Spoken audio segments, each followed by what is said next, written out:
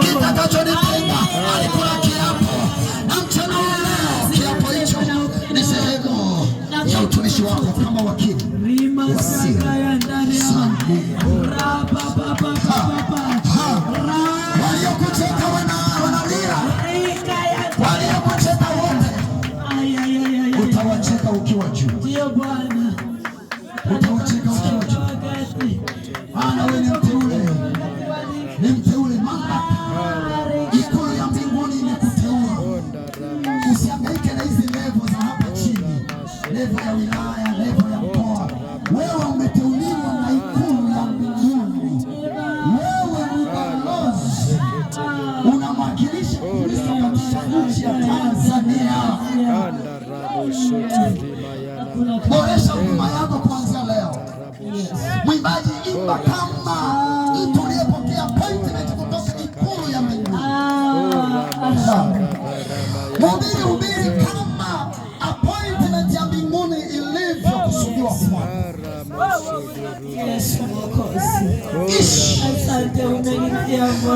Ishi kama ulivyokolewa, umenunuliwa kwa damu ya Yesu.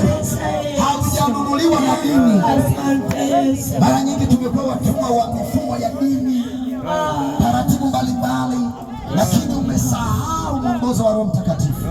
Roho Mtakatifu anataka fellowship na wewe.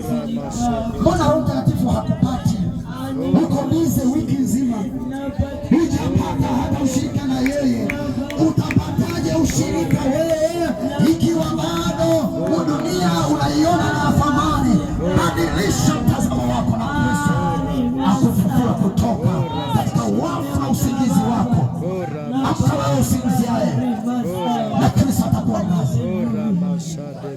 Tunataka kanisa la Runrise na matawi yake kuwe ni moto, kuwe ni moto.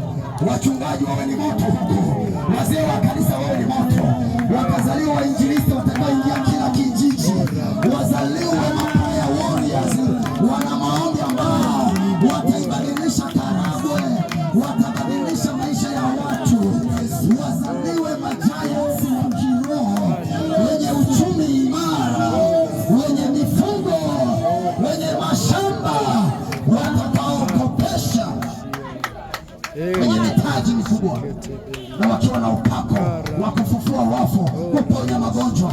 Kansa ikija ndani ya mtu kwa mamlaka ya Kristo, hata mtoto mdogo akiweka mikono juu ya mgonjwa pole. Tunataka makanisa yetu yawe ni moto, yawe ni moto wa kuotea mbali. Kila mshirika, kila mwanafunzi wa Kristo awe ni moto.